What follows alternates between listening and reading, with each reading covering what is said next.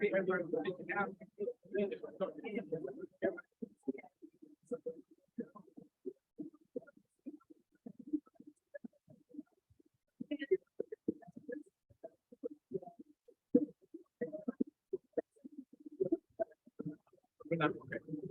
afternoon. Good afternoon.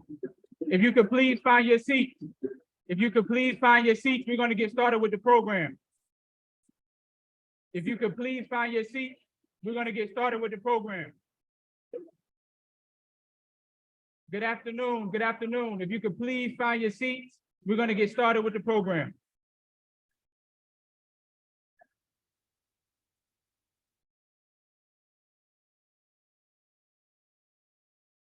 If you could please find your seat, we're going to get started with the program.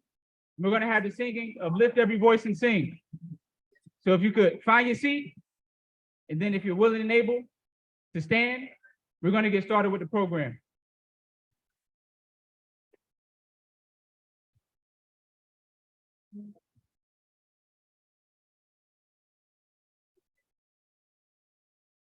Every voice and sing.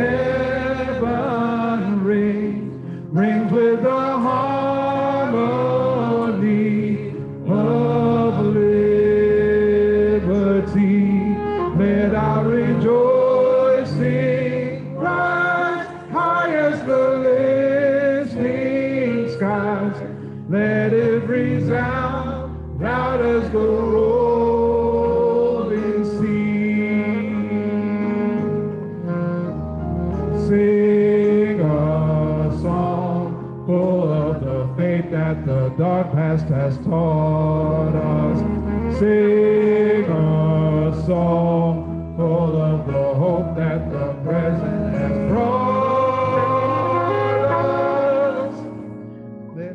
Let's sing the rising sun of a new day begun.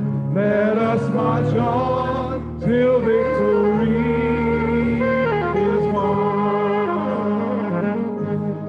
Stony the road we trod, bitter the chastening rod, felt in the days when hope unborn had died, yet with a steady beat and at our weary feet, come to the place from which our fathers died.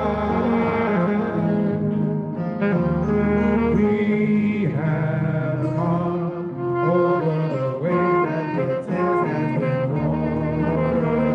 We have come treading the bed of the blood of the sword.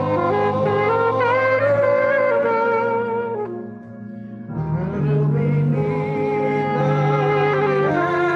may we forever stand true to our God, true to our native land. God of our weariness, God of our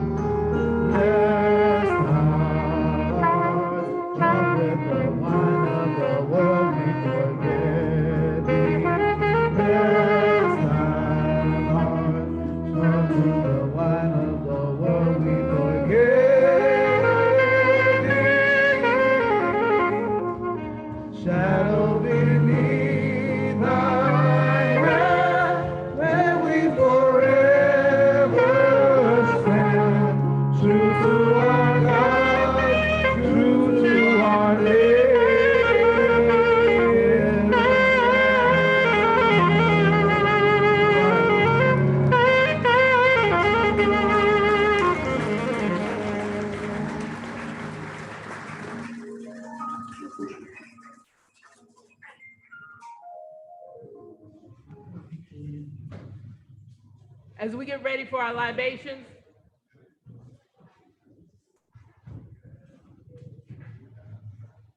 I'd like to ask your permission for us to begin our libations. Ashe, thank you. We stand here today on the shoulders of those ancestors that have come before us. We continue our struggles because of the courage and the courage that they gave us. And we honor them with these libations. For the motherland, cradle of civilization, Ashe. For the ancestors who gave us the strength to never give up the struggle, Ashe. For our elders for whom we can learn much, Ashe. For our youth who represent the promise for tomorrow, Ashe. For our people, the original people, Ashe. For our struggle and in remembrance of those who have struggled on our behalf, Ashe. For the Nguzo Sabo, and may they guide us in all we do, Ashe. For the Creator who provides all things great and small, Ashe. Thank you.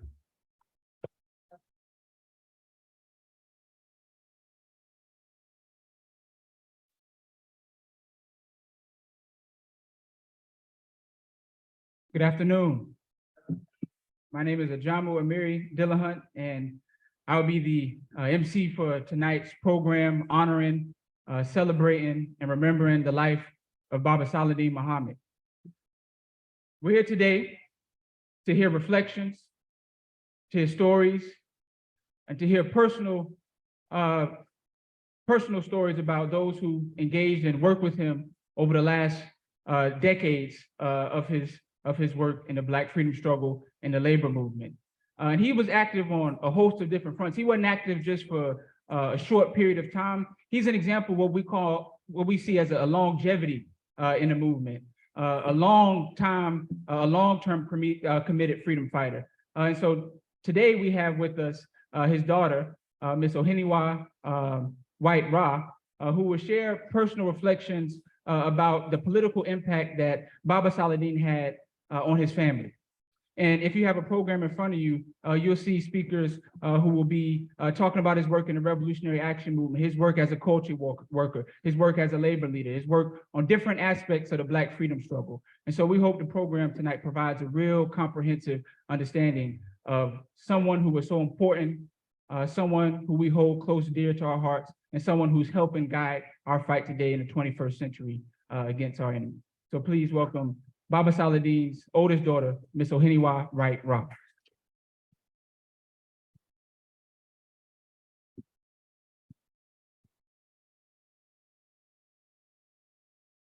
Peace, everybody. I thought I was ready for this, but I quickly realized that I'm not. I'm gonna say peace, everybody.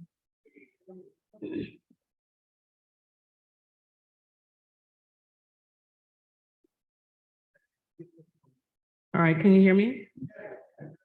I said I thought I was ready for this, but I quickly realized that I'm not. But I'm gonna do what I can do.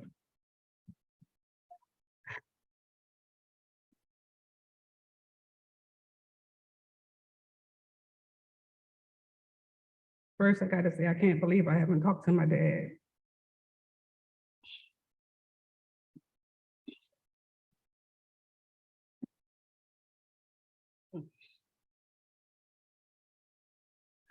So as I was thinking about my dad and how he wanted to make sure that his children and his grandchildren and his great-grandchildren, and that there was a legacy of political education, I kind of want to start chronologically. So the first thing that I could remember as a child is that we always had a library in our house. And my dad always built the library. He built the structure and he built the information that was in it. And because I'm a daddy's girl, I always wanted him to see me reading. Even if I wasn't reading, I just wanted him to see me with a book. And that kind of took because I started reading the books. But we had collections of books, Lenin and Stalin, and we had like everybody who I see as like these major people were just my parents' friends, and friends of the struggle. So the first way was that he made sure that we saw that reading was important, and that what we read was important. And I think that's something that all of his children kind of carried in our house, because I think we all have some sort of library in our house for our children. And we encourage reading. The second thing that he did was he always made sure that we were present at meetings and protests and revolutions and the televised and the untelevised ones. I remember probably more through being told this experience than realizing it, but I remember seeing a picture of myself at a SEPTA boycott as a little child. I was on a picket line for mass transportation in Philadelphia. I was a little kid. I was probably in like walking shoes because I could see the picture in my head. And I had a smile because it never felt like a place I didn't want to be or that we didn't want to be. So we were always at a meeting somewhere, and I always say we were always at the revolution. Another way was through our education. So we went to an African free school, and in that school we had political education because my parents wanted to make sure that what we took in every day for the rest of our lives was going to shape and inform our lives. So we went to an African free school, and every day we said a pledge that spoke to who we are and who we were as African people, how important reading and discipline and listening was for us. And another way was just through conversation. I think all of us talk to our dad a couple times a week. And it might have started off checking in, hey babe, how you doing? And then it turned into something about the news, something about, one of the hardest pieces for me has been talking to my dad every week. He was my unofficial dissertation coach. So every week I got to talk to him about what I was writing, my analysis on what I was reading. And my sister had the same experience. My brother had the same experience, and my children had the same experience. So just everyday conversation, talking to him.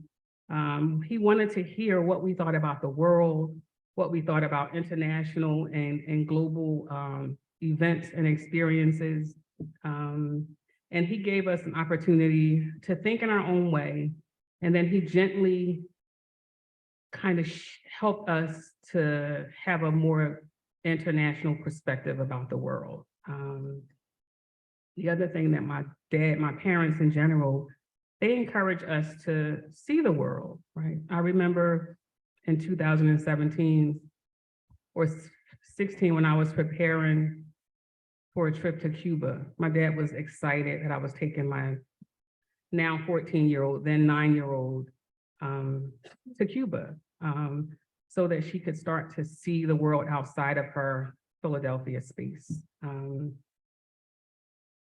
then he talks to the grandchildren, my nephew, who's the oldest boy, but all of them, he just talked to them and you could hear them talking to him and starting to have a conversation outside of just how was their day. But he asked questions and you almost didn't know he was asking you like political education questions. You just were having this conversation.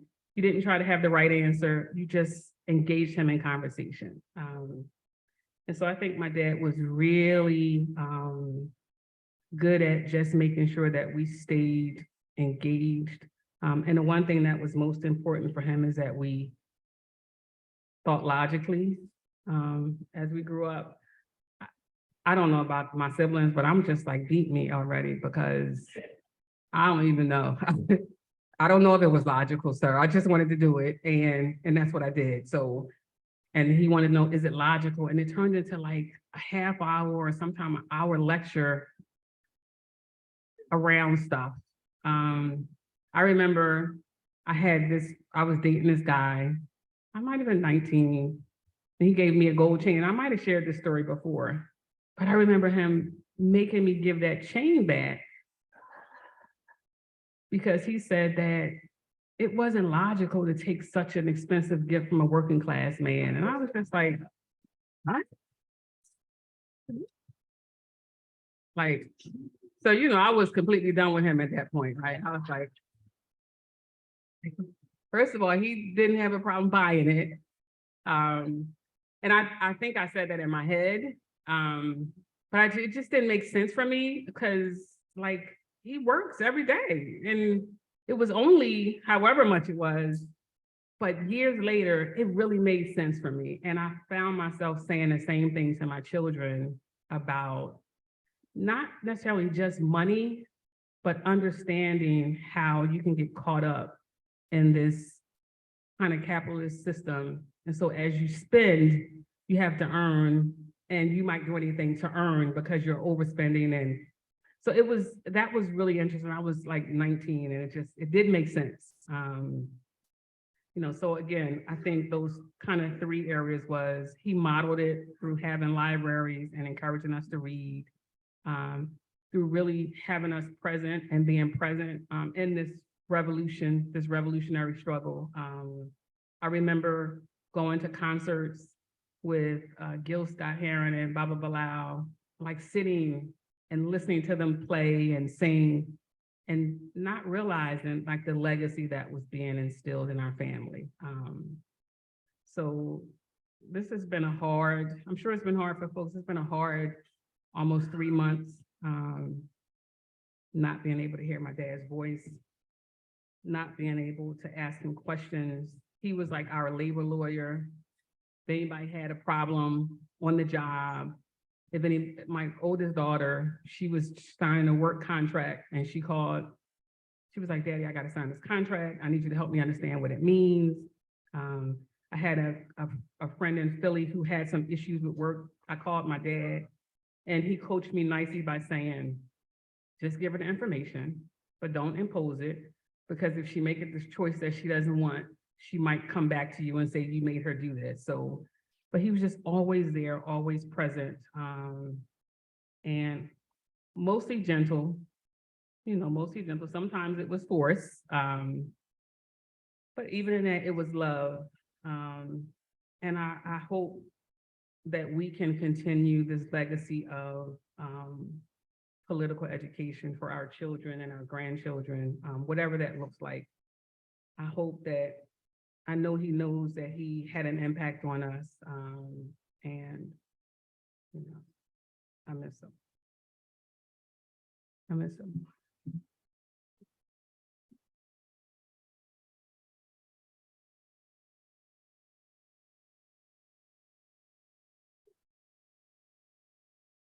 Baba Saladin was a revolutionary every minute and every day.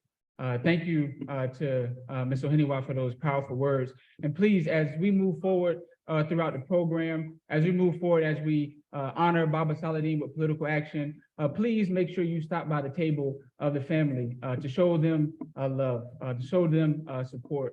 And as the months go on, let's continue to support them and be there for them as we seek to honor him through our work and commitment. Now we're going to have remarks from participant, leader in the Revolutionary Action Movement and African People's Party and Philly organizer, Mr. Muhammad Adil.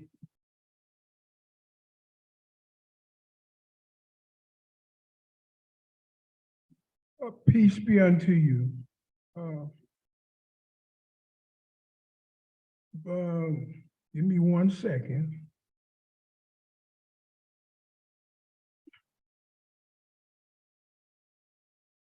Saladin Muhammad was my best friend, one of my best friends. This was a little harder now than I called his phone number last week. I know nobody was going to answer, but I heard his voice. It's the same thing, Saladin Mohammed. I'm used to him calling me and me calling him. Naima told me, I said, how's Saladin doing? She said, well, he ain't feeling too good. So he get on the phone with me, she hears him laughing, or she know when she hear him laughing, he talking to me. And same thing my wife said. You wasn't feeling good, but I know I hear you and Saladin and they're making all that noise.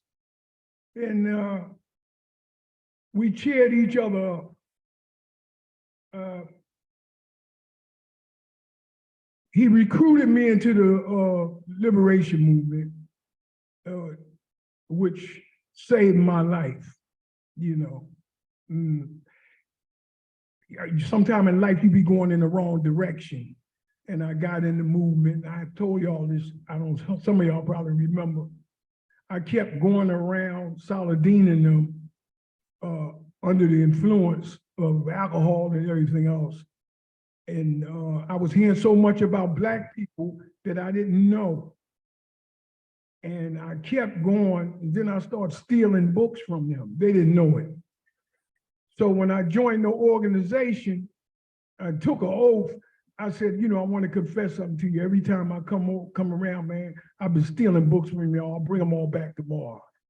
And they all laughed. But the movement, you know, he was key. Saladin was the only one I knew that when he moved south, people from other organizations, they were saying, why did he go? And I didn't even know they even liked him like that. They was a little upset that he moved south. These are other organizations that we work with in Philadelphia. But they got down here to enlighten you on the Revolutionary Action Movement. I wasn't a member of it. I was a member of the African People's Party, but Saladin and some older other members, they were members of the Revolutionary Action Movement. And after they went away, it was us, the National African People's Party. Saladin was our chairperson from 1971 to I think 1980. We worked with everybody in Philly, the tenants, drug users, young people, old people, we tutored children. We had a free breakfast program. There's a lot of different things we were known for. And Saladin had so much heart. We was trying to run the drug pushers out of the community. And I told Saladin, I said, somebody told me they setting a trap up for us, man. When we come down there, they got a guy gonna snipe us from the 4-story window. And Saladin said, he said, okay. And we all got together and prepared ourselves. He takes us right directly to where the trap is at. I said, Salo, I told you this is where they got the sniper at. He acted like he didn't even hear me.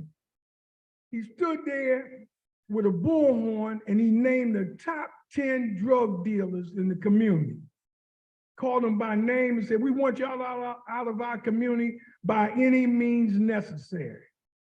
And then as we retreated and walked around the other way, we had some other organizations with us. They started shooting at us, and then we returned fire because we believed in self-defense. But the problem was the coalition that we was a part of, they was upset with us. They said, well, what is this firearm stuff? So we said, we told y'all in the beginning that we believe in self-defense. And if we hadn't been prepared, we wouldn't be here talking to y'all right now. And it was something we went through there. I have a few things I wrote down. I'm gonna go through them right quick. I don't want to get too long-winded. I'm glad this ain't like the last one they had for 4 minutes, the quickest 4 minutes I ever seen in my life. But I want to share this with you. I won't be long. When I first got in the movement, Saladin told us, he said, leave your religion at the door. So everybody's like, well, what you mean by that? He said, in this organization, we do work. Whatever your faith is, that's your faith, that's your personal faith. We're not in here to discuss people's faiths. We roll up our sleeves and we work with the masses.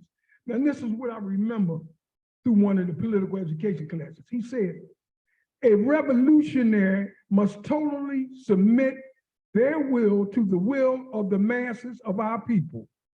We must have an undying love for our people. Nothing must stand in our way. No obstacles is too big to overcome, even if it is ourselves. Our love for our people must be greater than anything else. He made sure that we all understood that. He believed in self-determination and that we should demand reparations for our people. He believed in world Black revolution. He believed to win the class struggle, workers must study the system to change it. He believed that literacy is the key victory. He believed that consciousness is key. He believed class conscious workers can build a mighty movement. He believed organization is key. He told me the only answer is to mobilize the workers. He believed we need working class power. He believed that we should fight for a workers' program, a livable wage.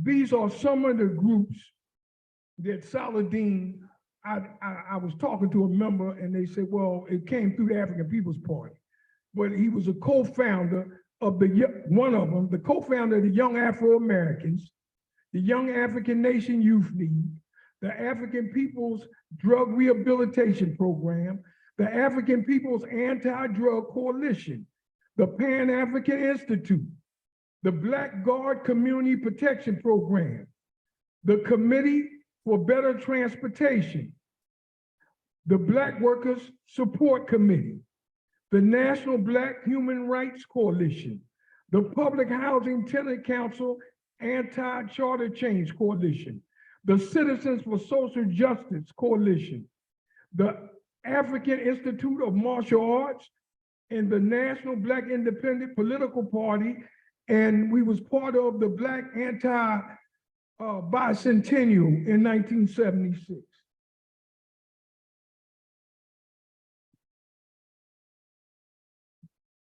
I don't know why I'm shaking.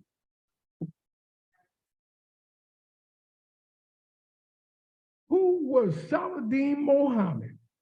Gone but not forgotten.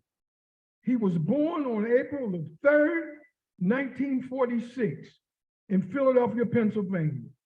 In September the 19th, he made transition. Who was Saladin Mohammed? He was the chairman of the Philadelphia chapter of the National African People's Party from 1971 to 1980. He was a community activist. He was a revolutionary nationalist. He was a scientific socialist. He was a freedom fighter. He was a political writer. He was a mastermind. He walked a straight line. He taught political education classes. He was a servant to the masses. He was a skilled organizer. He was a skilled mobilizer. He was a political advisor. He was a political tactician. He refused any personal recognition. Gone but not forgotten. He was a good husband, good grandfather, and good dad. He was our comrade.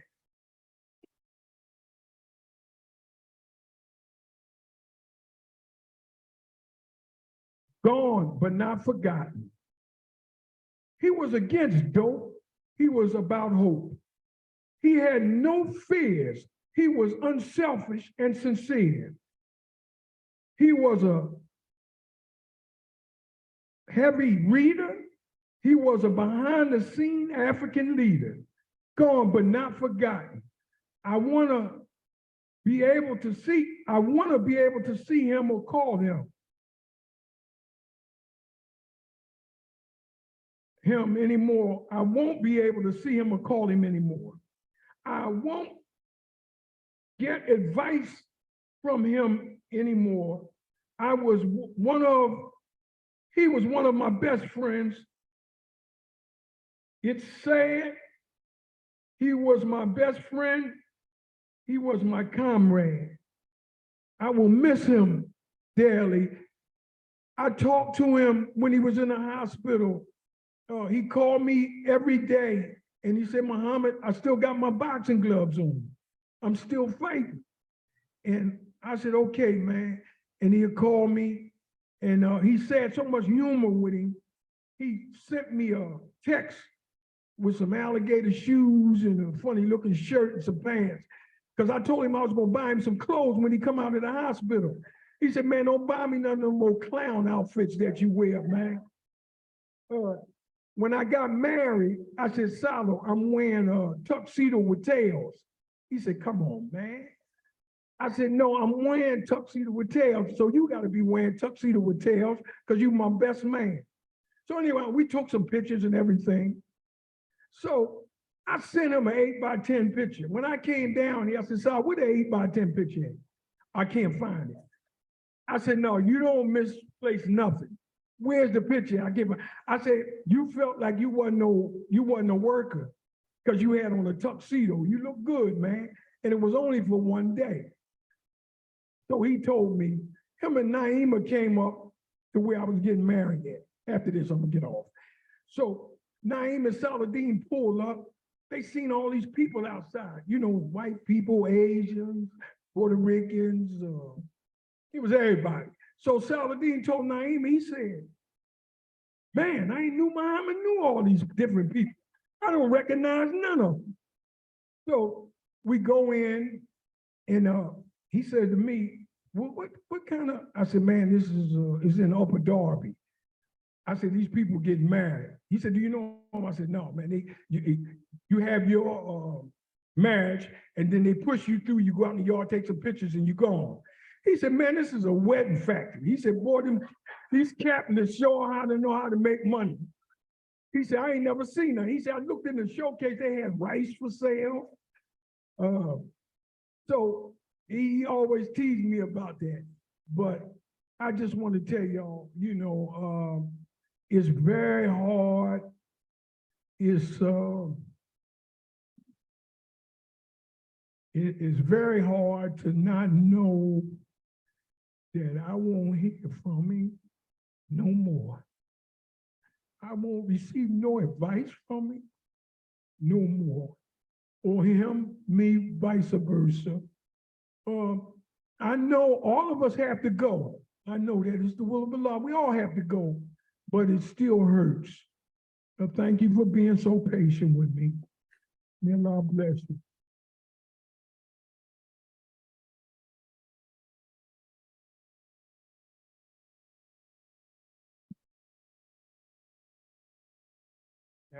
That was very, very powerful. And there were many lessons in a lot of those stories. So I'm supposed to be the MC, but I had to open up my notebook, pull out my pen and take notes. So I'm in the back listening, taking notes as he's sharing these stories that have so many lessons for our movement today, but also shows the humor that Baba Saladin had. And it brought, you know, so much joy. He's a fantastic storyteller. It just shows the importance of storytelling in our movement and how we remember people and how we remember our different heroes. So now we're going to have a song from Brother Pope. You had the song from Brother Bilal, right? And then Mama Shah's going to come up and share some remarks. Okay, we're going to work on that video, but this is what we're going to do. We're going to go to the next speaker. And then we're gonna run back around, get the video. But next up, we're gonna have representative from the African Institute of Martial Arts, History of Martial Arts from Brother Jomo Yakini. Okay.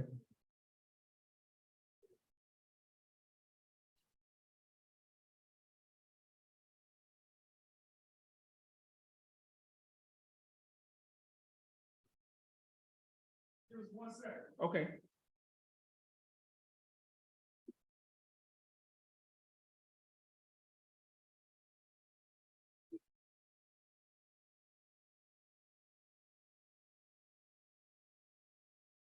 Good afternoon, everyone.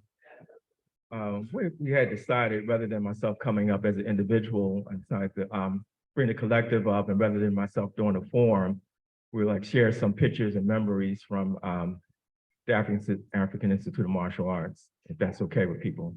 Yeah.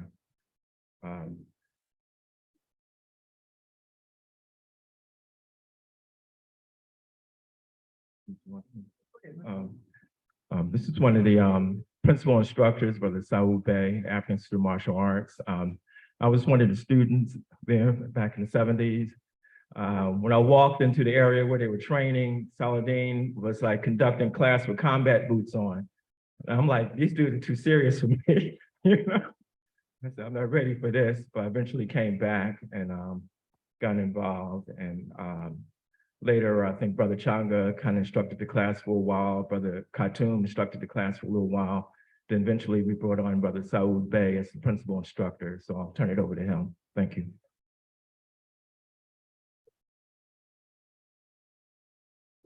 John Boo. We have a term of endearment in Philly. I'm sure a lot of y'all know it. It's called my boo. And that's who Saladin was for me. My boy. And when you say it like that, it means something. You know, Saladin recruited me. I was doing martial arts. I was in Vietnam in 68. King got killed, Kennedy got killed. The cops beat up all those white kids at the Democratic Convention, Black Club Olympics, that whole year. Whole year was tumultuous. So needless to say, when I came back, I put a brace under my arm so I couldn't put it down. Saladin told me, it's okay to put it down, just remember what you had it up there for, you know? So in recruiting, now I'm Kiangozi. I'm head instructor at the African Institute of Martial Arts to this day. The first Kiangozi was Saladin Muhammad. And yes, sir, yeah, he deserved that. Yeah, you know, and so I come from that Asian martial arts background, you know, and we say, so Saladin get me to the side before the class. He says, well, you know, brother, you know, that don't have any cultural or political relevance to us, you know. What is that? He say, then when he start going, when he say 3 or 4 you-knows in a row, and he give you this hand, you know right now that it's serious, all right? So he said, look, for African people, man, it's about freeing the people. So when we do offensive techniques, we say, free the people. Oh, I said, yeah, all right, I'm feeling that. He say, and you know, we have plenty of things we have to defend in this community. So when we do defensive move, we say, defend the people, free the nation, defend the people. And that's how it is to this very day.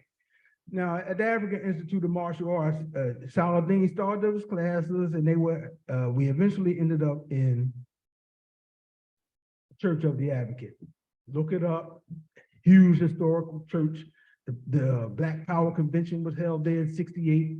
A lot of stuff went on. That's where the African Institute of Martial Arts, we could not have a greater heritage. Now, in your program, on that first panel at the bottom, there's a picture, black and white picture. Yeah, everybody take a look at that, because this is key. This is early 70s, black and white, bunch of folks sitting in a circle there. Now, I'm not looking in that circle. I'm at the picture right now. But I can look around this room and see that there's people in that circle who is in this room. See, now this whole, I know y'all people down here in North Carolina love my brother. And y'all should. Because we love him too. This brother was doing work long time ago in Philly. That photo is from the 70s. And to this day, if you look in the back, in the darkness of the photo, that's me sitting there. Saladin's in the middle. I'm just to his right. And as I say these names, please stand up. I'm going from memory, so he ain't got nothing. Baba Changa, stand up, please. He's in there. All right. And I think next to him is Bella Hashem and Walimu Hashem. Hey, yeah.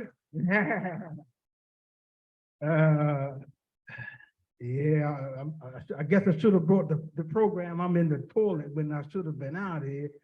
I think Tukufu is next. Is that Tukufu Chan?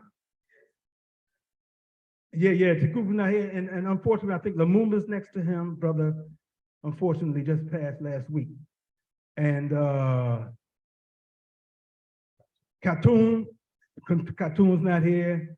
Leave me off, Jomo. I should have been looking at the photo. I'm so sorry. Yeah. Chaka Zulu, right. Chaka Zulu, Jomo was in there. He got his back turned. Yeah, right. That's what I was, they were the last two. Muhammad and Ohaniwa is in the photo.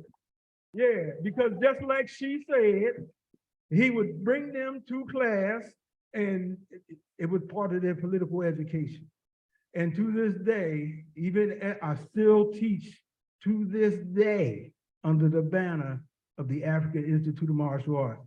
And like Muhammad Adil said, we believe in self-defense.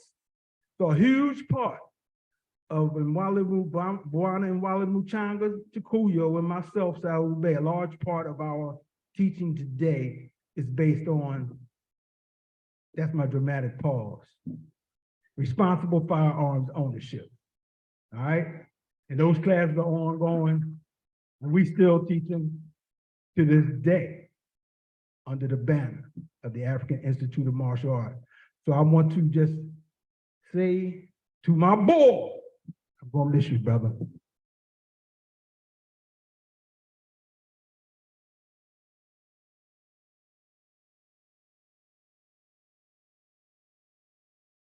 All right, thank you, brothers. Thank you, brothers. So we're going to have Mama Shaf come read a statement from Brother Bilal, and then we'll continue with the program after that. But Mama Shaf.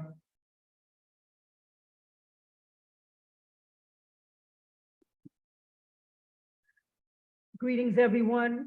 Good afternoon. Assalamu alaikum.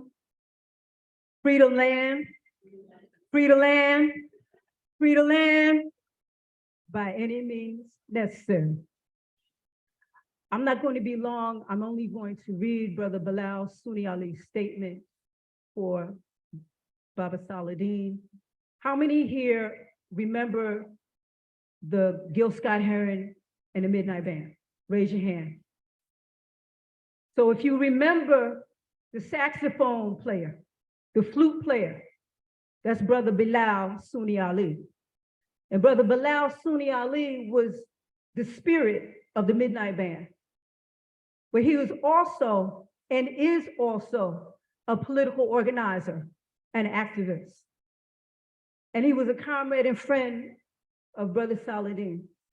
And so he composed some music, which we're having a little bit of trouble playing for you right now, but we will play, James, it is ready?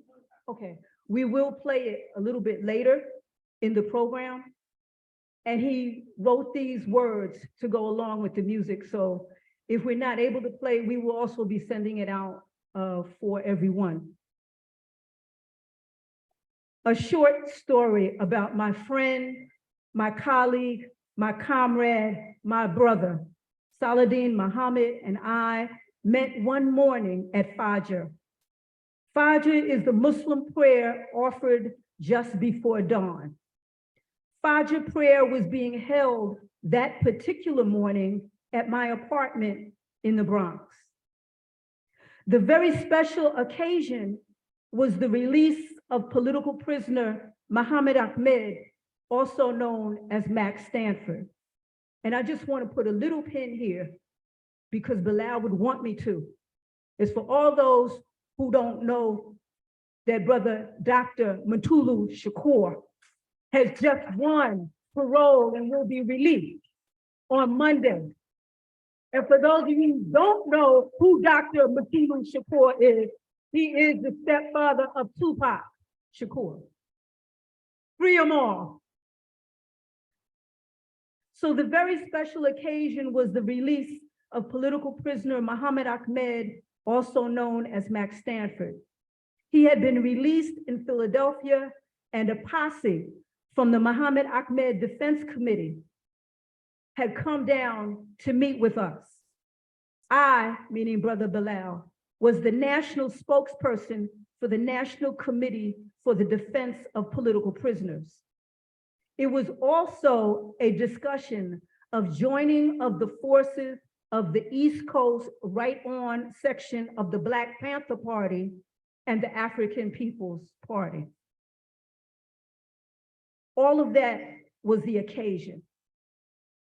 Just to show you that, you know, people talk about the movement back in the day as if all these different movements squattable, but they didn't. We worked together. We worked in tandem.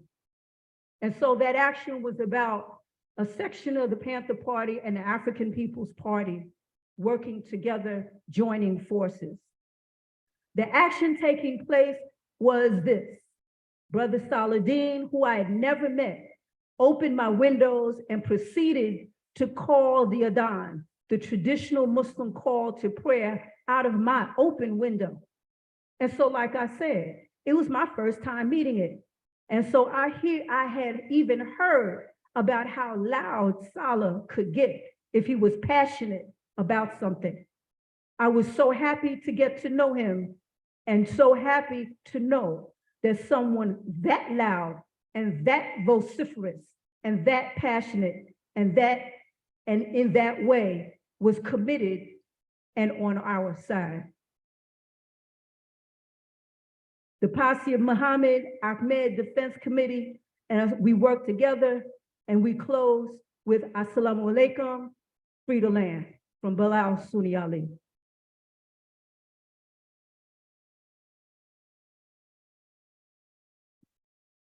I'd like to also, in the spirit of culture, call up the fruit of labor. Baba Saladin and Baba Bilal also believe very much, as folks have been telling you, in the culture of our people, in revolutionary culture, making us strong and stronger to fight, stronger to win. We will win.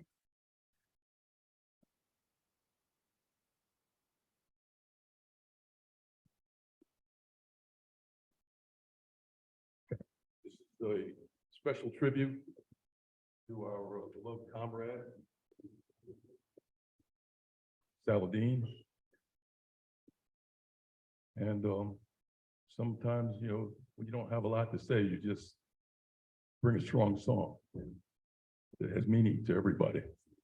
This song is entitled Asikatali. Asikatali, no masia bourgeois, listening, correct. Asikatali, no masia bourgeois, listening, correct. Unzi twalo, unfuna simanyane, unzi twalo, unfuna simanyane. Tina Bantwana, Ase Africa, Sisi Misili Kuleko. Tina Bantwana, Ase Africa, Sisi Misili Kuleko.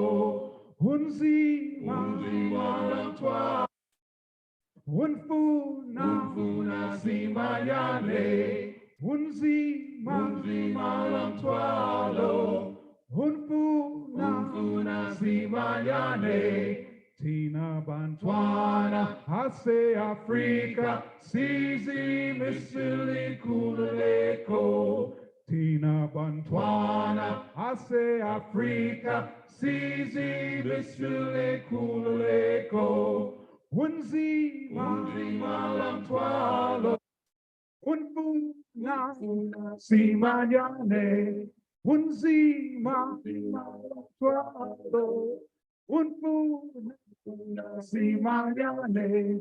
It doesn't matter if you should jail us, we are free. It doesn't matter if you should jail us, we are free and get the life by hope. Our struggle's hard, but victory will restore our land to our hands. Our struggle's hard, but victory will restore our land to our hands. Free the land.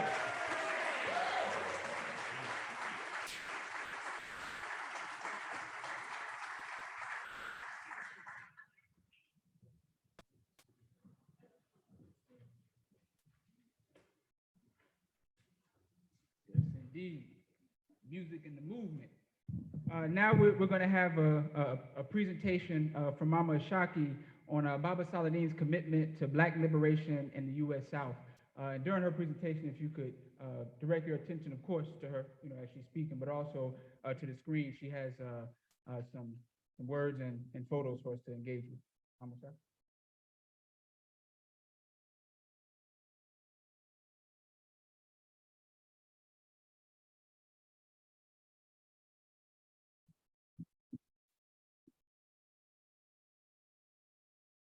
Greetings, everybody.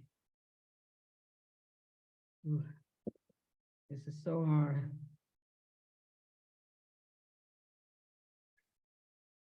Ooh,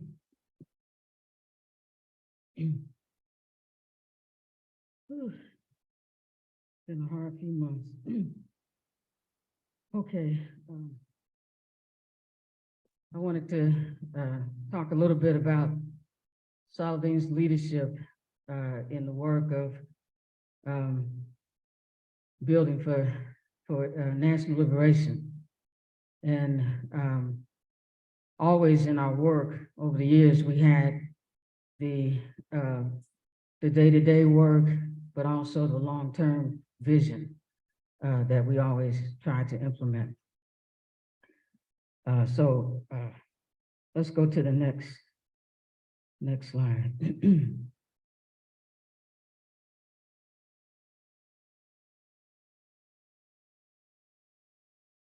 One of the, it's hard to see, one of the key things that we would always do at the beginning of all of our chapter meetings of BWFJ was to give our oath and creed where we stand. And we would stand up and speak the oath and creed before every meeting would start. And I'm not going to go through all of it, but against the exploitation of workers, for the workers' control of their wealth from their labor, and fighting democratic unions of rank and file workers. These were the things we would say. And we always had the long-term vision of national liberation.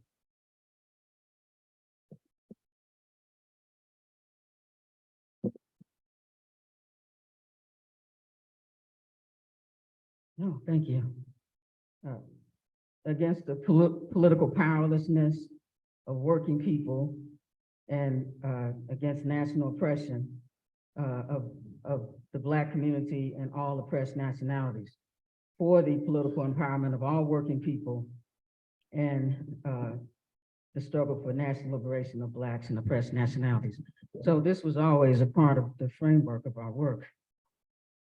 And next, we can go to the next slide, please. And so part of this work, for example, on the question of voting rights, and some of the work that we did in many communities across North Carolina and across the South. And this is showing in 1983, 3 members of BWFJ, Black Workers for Justice, were part of a lawsuit against the town of Rocky Mount for violating Black voting rights. Our acting as plaintiff on the lawsuit was key in helping to shape the political identity of BWFJ as an indigenous workers organization in the Black community. This counteracted the image of labor organizations as outside impersonal forces, which is how most trade unions were seen in the Black community. And our late brother Abner Berry, a founding member of BWFJ, was one of those 3 plaintiffs. Next slide, please. And these are some of the communities that Saladin, these things weren't just our theories that we wrote about and talked about. This was our day-to-day work in the Black Liberation Movement.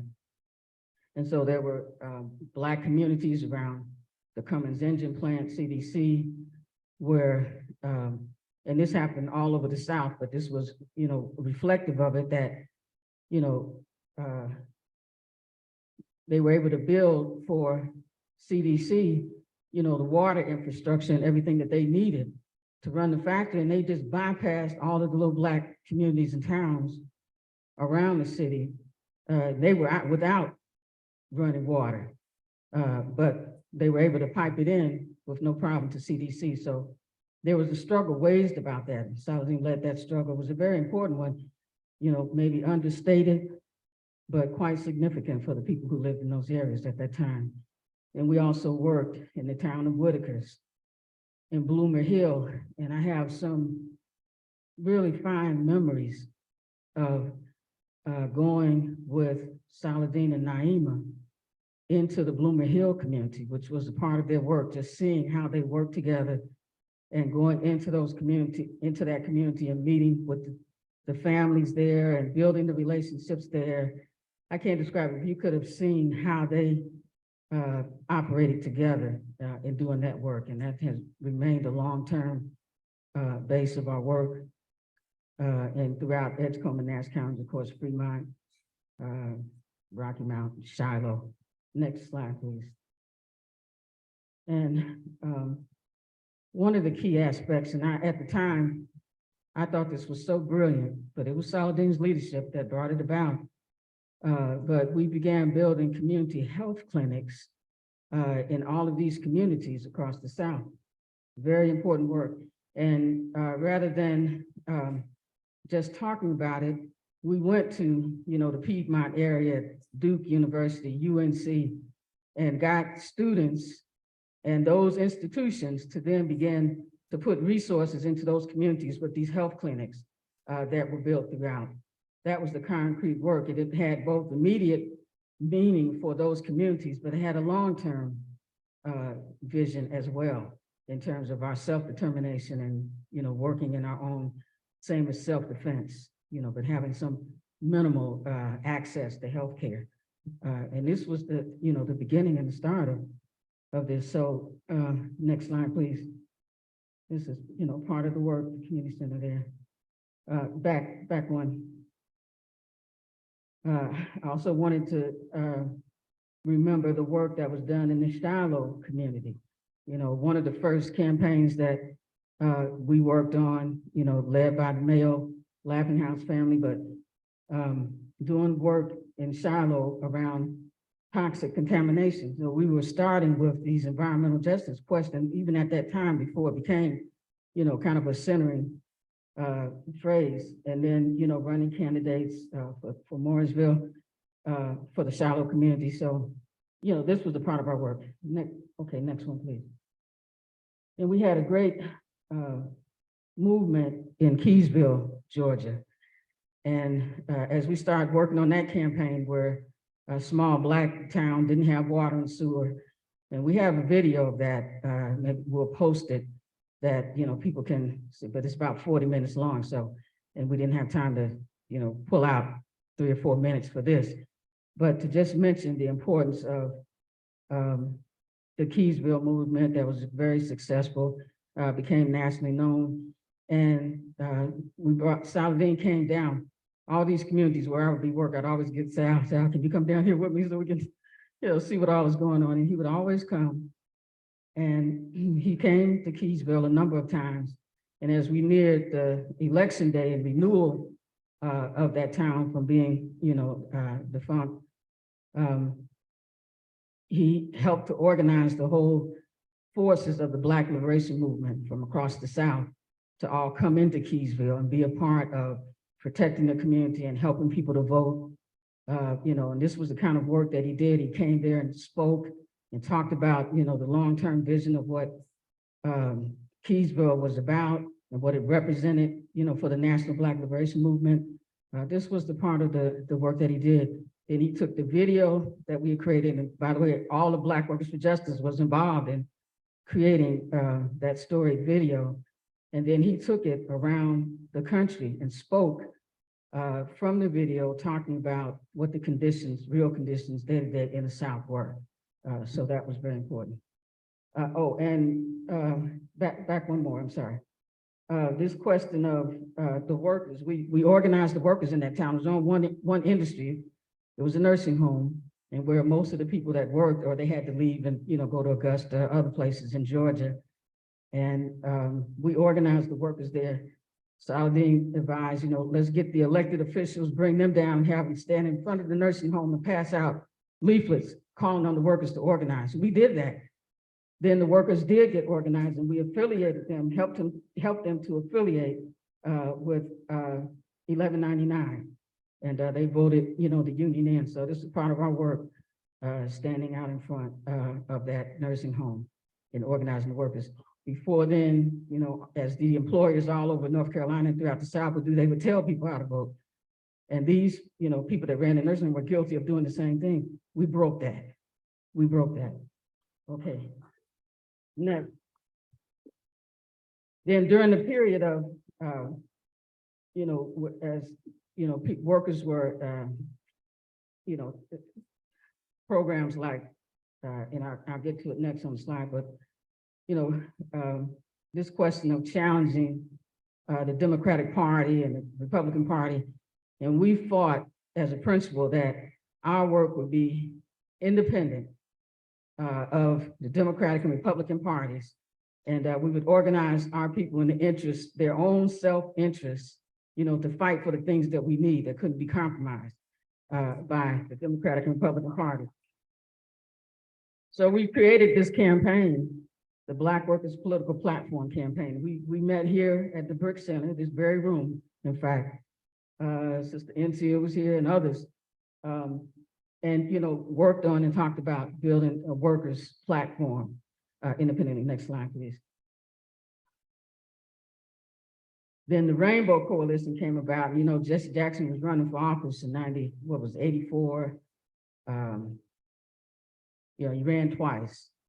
So one of the things that we talked about internally, and we inside BWFJ would have political discussions about these things to think them through. And often Saladin led us in those discussions, how to, look at the questions. And he always had really he had an insight that advanced, the work that you were trying to do often. And so they were asking us, Ann Braden and some of the others were from the Southern Organizing Committee, and Ann Braden, a long old-time activist, if people remember her. And they wanted us to join the Rainbow Coalition. So we discussed that.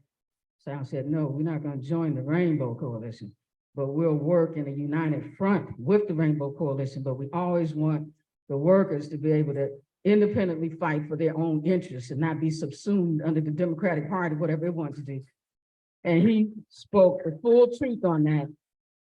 We had taken a position, for example, on the question of Palestine. And no sooner did, people got to the Democratic Convention, and we had went there, I think it was in Atlanta. They caved right in on that. We were so good. So, but this has been the history repeatedly. Next slide, please. It's not finished here. No, was that it? Okay. So we created over the years. You know, it's been 40-something years, so it's really hard to fully capture the work that went on over 40 years under Sal's leadership. And we're just talking about little bits and pieces of it, but this was concrete work that we did. And, you know, we'll get to more of it. But, you know, we had the Black Left Unity Network for a number of years trying to help solve the critical question of a unified national Black liberation movement. And we're still working on that today, Salad, that, you know, we've been trying to work through reestablishing that process through the MBLM National Unity Initiative, but it's still a challenging, daunting question, but it's a critical one that has to be solved for our liberation struggle to move forward. So thank you all.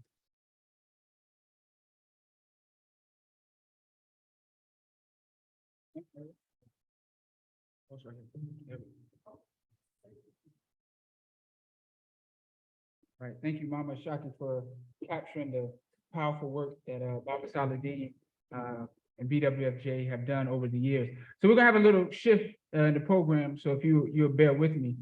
So I know it says a break, but our break is gonna be, you know, if people could stand up, stretch your legs a little bit, you know, we're a little tight on time. So we're gonna take, you know, a couple of seconds so people can stand to their feet if they're willing and able. Wiggle your legs a little bit, wiggle your arms. And after, you know, we get our stretching in, we're gonna have UE 150 in about 2 minutes. Now don't go too far now. Don't go too far. This is not a break to, you know, talk and, you know, that kind of thing. But in about 2 minutes, UE 150 is gonna come back and do a presentation. So take a few seconds to wiggle your legs and then come on back.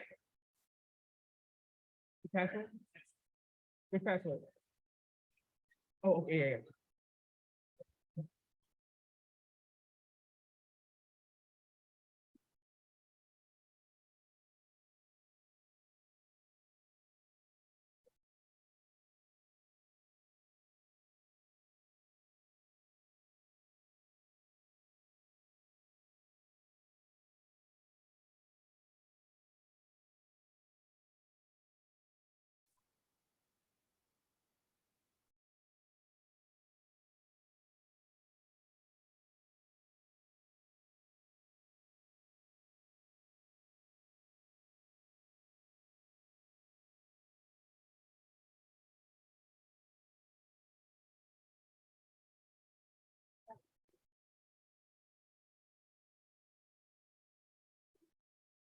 Huh?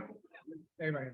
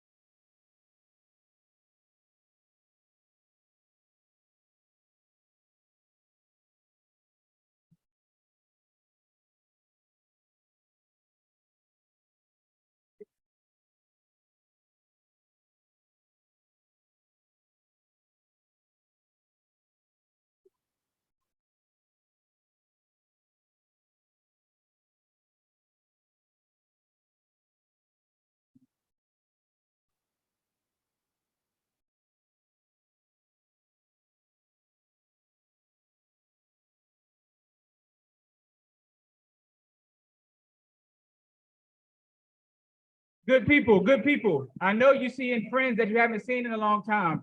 You're seeing family. We're connecting on different levels, but we got to bring it back. So if you can please find your seat. If you can please find your seat. If you can end your conversation. We have time to communicate. If I can have your attention, please. If I can have your attention, please. Let's conclude these conversations and bring it back to the program. There will be time for fellowship. There will be time for fellowship. Please find your seats. Please find your seats. Please find your seats. If you see somebody standing, tell them to sit down, brother or sister, or comrade or friend. In the back, can you hear me? Huh? Yeah. All right, let's practice some discipline, comrades. Let's find our seats. Oh man, y'all making it hard for me. Let's find our seats.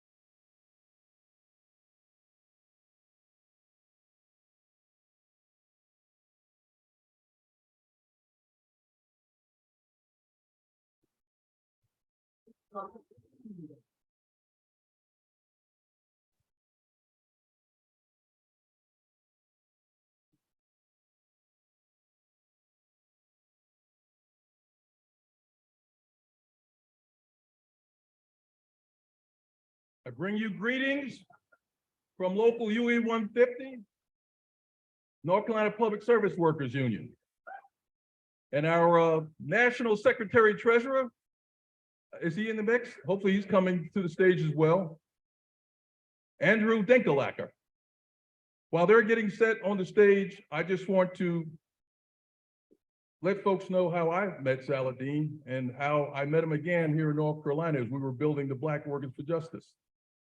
Met him first in '72 when there was a major crisis going on as we were struggling for the various nations, African nations struggling for liberation.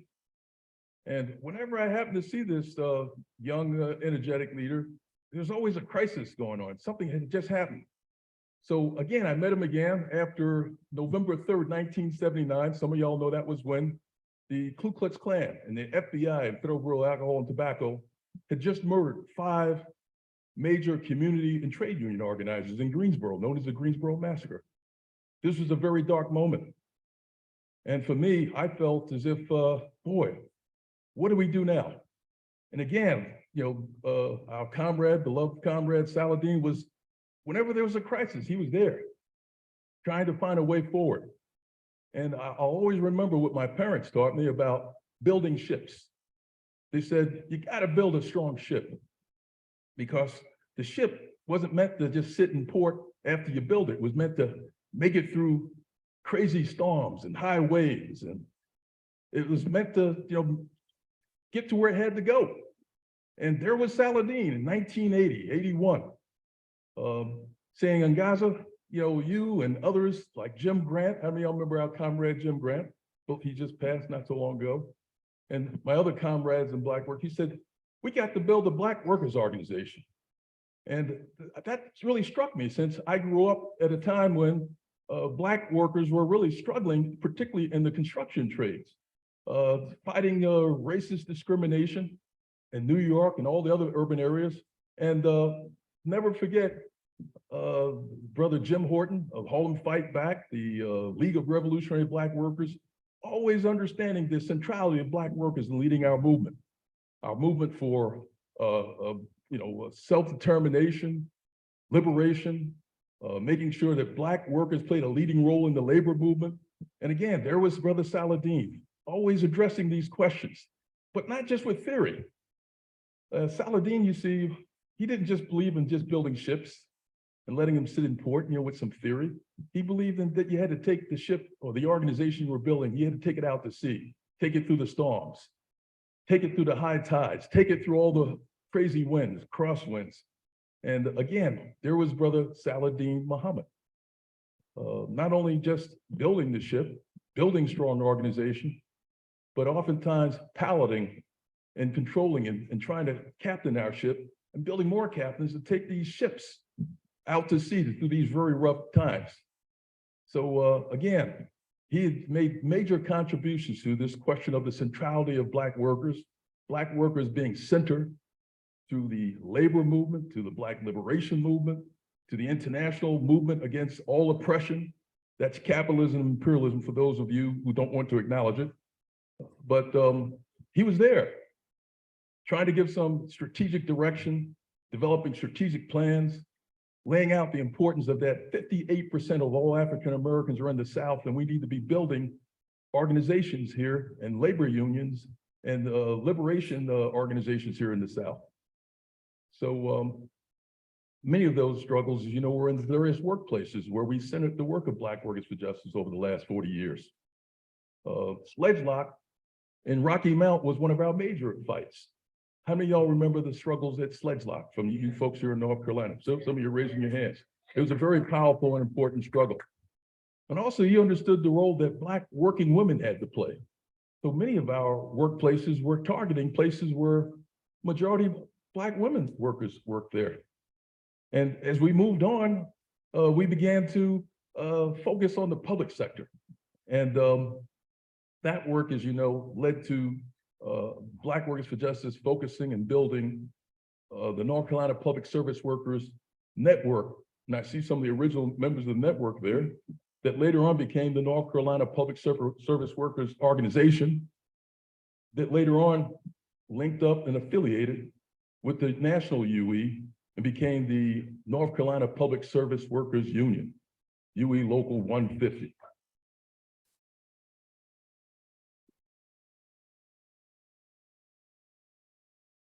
But keep in mind, this was not built by professional staff union organizers. This was built by a Black workers organization. No staff, no professional staff. Didn't have to listen to some of the labor bureaucracy tell us that this is a little too Black here, and why you guys doing all this other community stuff. And as y'all know, the South is one of the least unionized regions in the entire country. There's probably as many union members in the state of New York as all 13 Southern states. So that means we had to come up, and I want to thank our brother, our beloved comrade, for struggling with us about why we had to build something even broader than just unions, just in one location at a time, as most labor unions wanted to do, but why we had to develop regional efforts to organize. That's why we're the North Carolina Public Service Workers Union, city workers, private workers at the Rocky Mount Engine Plant, workers in various cities around the state. And this was very important part of the understanding the centrality of the Black workers leading this work, not just in the workplace, but in the broader community where we still build those kind of connections and relationships and struggles around the many other issues that impact the Black working class as well as the broader working class. Whether it's, well, I want to just be brief. The other important contribution that he made was helping us think through this question of how do we build a regional network of organizations, workers, unions. And out of that grew the founding of the Southern Workers Assembly in 2012. Many of you were there down in Charlotte when they had the Democratic Convention, when folks were trying to get us to play that old game. Well, you got no choice. You just got to roll with the Democratic Party. We challenged the Democratic Party because they too weren't doing anything to build the unions here in the South. So out of that, Brother Saladin really struggled with us to develop this breadth. And I think for since 2012, Ajamu, all the way to today, we are still building that Southern Workers Assembly. That was just the courage and tenacity of Saladin Muhammad to keep us on track. Matter of fact, I got angry at him when I visited him in the hospital down here. My wife and I, Nathan at Mayo, went to the hospital just to check on our comrade. This is a few days just before he passed. And I told him, look, man, you can't keep talking with Saladin. He'll keep you here. He's on a respirator.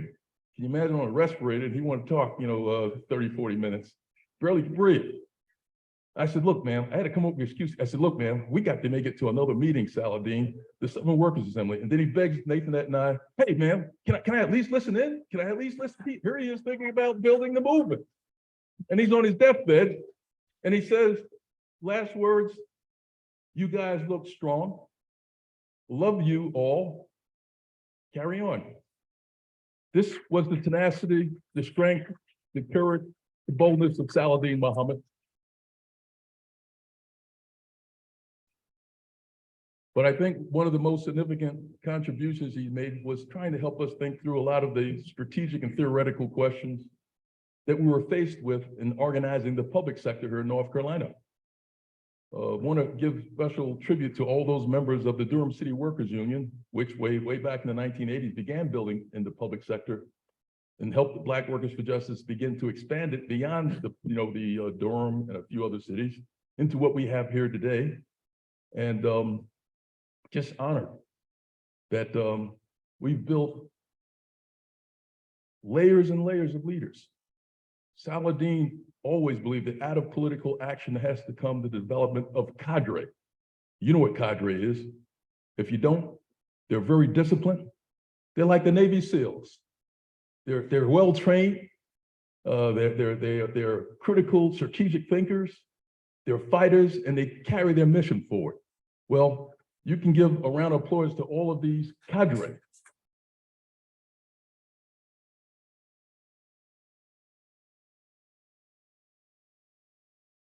And proud to say also that our national union, unlike other unions, did not do what most unions wanted to do, which is control the politics of our local here in North Carolina, particularly a local that was 90% Black folk. And also women-led, because most of our presidents have been women leaders. But instead, what they did is they supported our thinking about how to build this union and how to build other unions like it. Want to just introduce, since I want to really cut myself short on this, because I can go on. I want to introduce our National Treasury Secretary, Brother Andrew Dinkelacker, who's going to say a couple of words. Okay, well, we're going to introduce our president of our local, Sister Sakia Royal.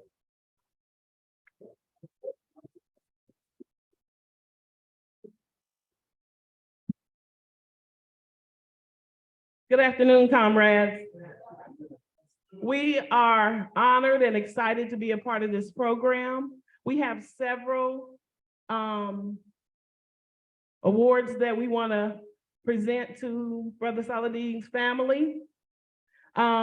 We first have our Vice President, Mr. Bryce Carter, out of Charlotte, North Carolina, and he will be giving our first presentation. Greensboro.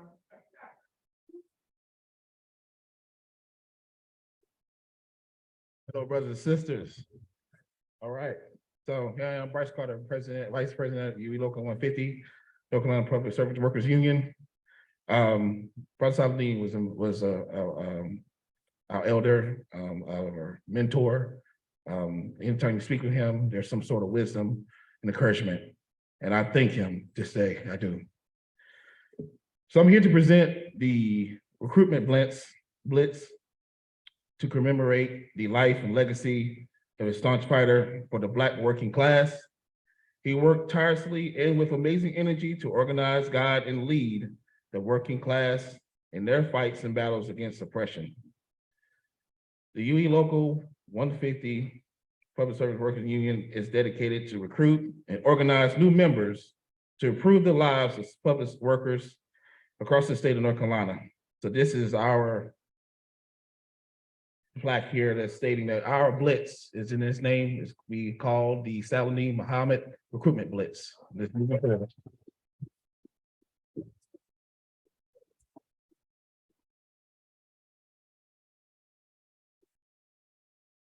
Thank you, Bryce. And Bryce is a city worker out of Greensboro, my apologies. Next, we have our member, Nichelle Dunlap Thompson, and she is from the city of Charlotte, and she will bless us with a spoken word in honor of Brother Saladin.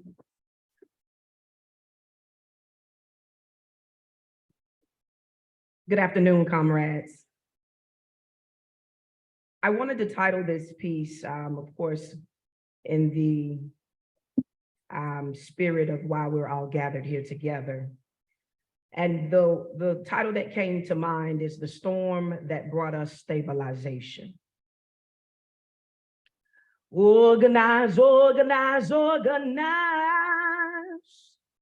Organize, organize, organize. Organize, organize, organize. Organize, organize, organize. I appeal to my ancestors as I stand in a place that I know my face has not yet quite earned.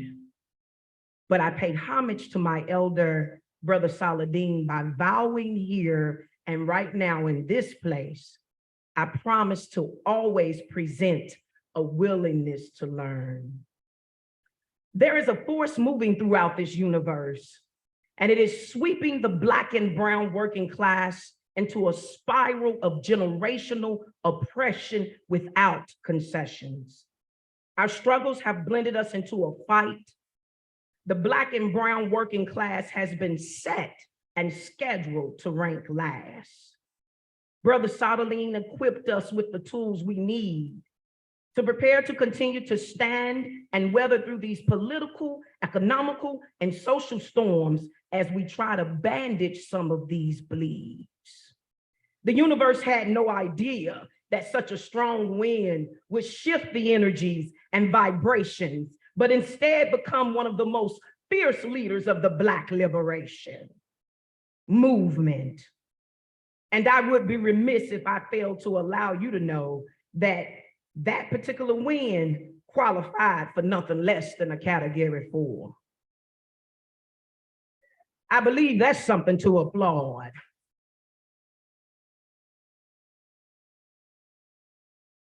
Elder Saladin believed that everyone had to think deeply in order to ensure that when the winds of oppression, racial discrimination, environmental traumas hit the doorsteps of our mamas, as well as all family units, we as men and women have been given authority to act on behalf of the Black liberation movement. We should respond with such waves that creates action, cadre, and revolutions.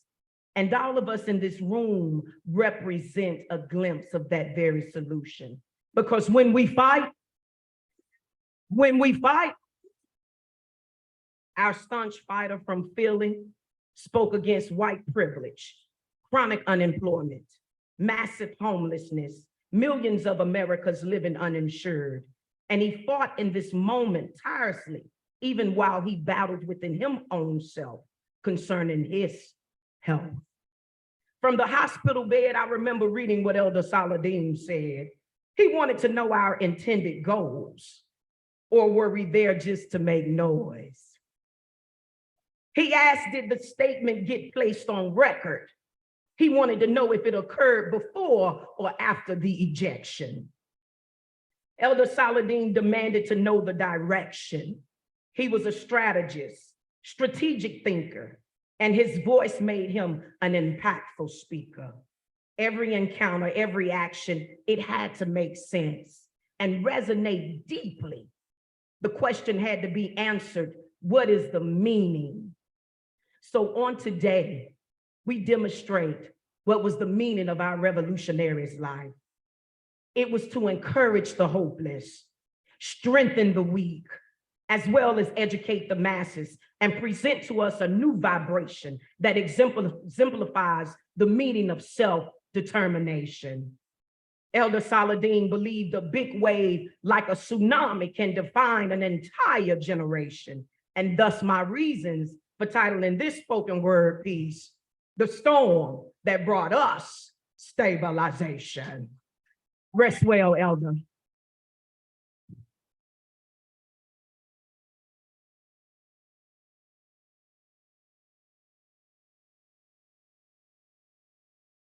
And thank both of you all. You know, Brother Saladin meant a lot to everyone in this room, but he was everything to Ewing. And so on behalf of Brother Saladin, we would like to present Brother Saladin's family, Black Workers for Justice, Southern Workers Assembly, with a copy of a resolution of life that we created for Brother Saladin. And it will be read by Sister Benita Johnson, our retiree worker out of DHHS.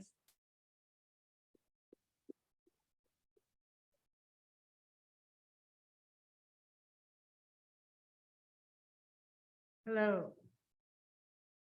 UE Local 150, North Carolina Public Service Workers Union, resolution of sorrow and respect to honor. Elder Saladin Muhammad. Whereas our Creator came into our midst and removed retired international representative Elder Saladin Muhammad, a founder of UE Local Number 150, North Carolina Public Service Workers Union, from this life on September 19th, 2022. Whereas, along with family, friends here and abroad, as well as the working class who were touched, inspired, motivated, as well as liberated from the work of our fallen brother, Elder Saladin Muhammad, we share the loss of this great revolutionary. Therefore, be it resolved that we acknowledge to our Creator gratitude for his life upon the earth and know that his peaceful rest is in the arms of our, we say God on here, but we didn't want to put that, but our higher presence. Finally, be it resolved that we, UE Local Number 150, North Carolina Public Service Workers Union, express our sympathy to the bereaved family and direct that the copy of this resolution be presented to them and a copy of permanently recorded upon the record of our union. Respectively submitted this the 12th day of November, 2022 by Sakia Royal, UE Local Number 150 President, Bryce Carter, UE Local Number 150 Vice President. Thank you.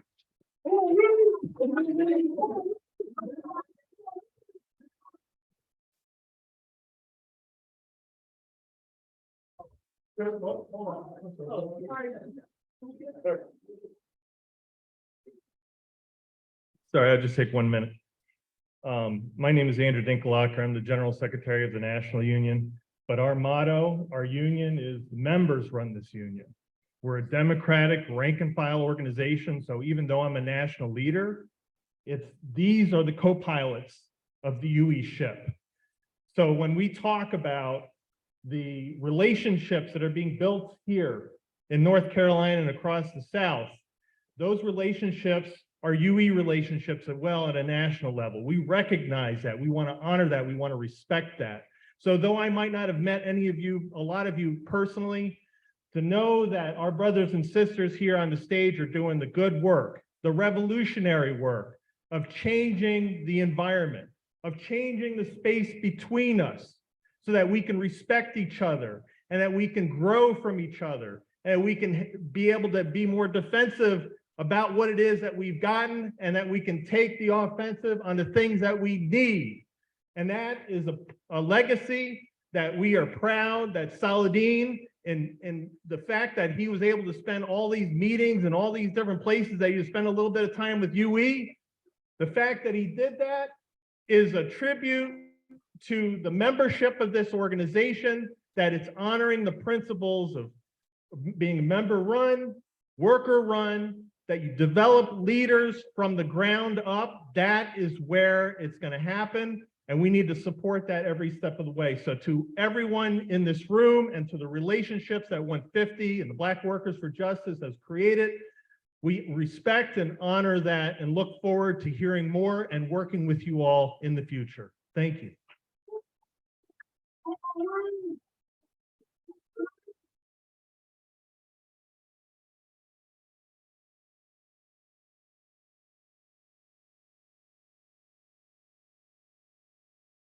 As the fruit of labor is coming forth, just want to let folks know that many of the songs that we write come out of the worker struggle that we're engaged in. All of us are activists, community activists, trade union activists, workplace activists.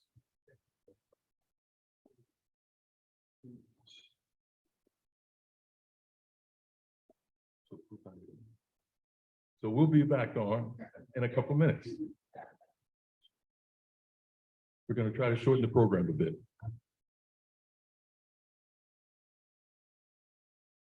All right, shouts out to UE 150. The next person we're going to have is going to talk about some of the worker schools and the Southern International Worker Schools that Black Workers for Justice was able to build. And then we'll go into remarks from Bishop Barber, and then we'll have a selection from the Fruit and other cultural presentations as well. But the next person is a person who has my name. Some say he was named after me or I was named after him. But but the next person to talk about the work that Baba Saladin was able to do and lead around worker school and educational institutions is my grandfather, the first Ajamo Dillahunt.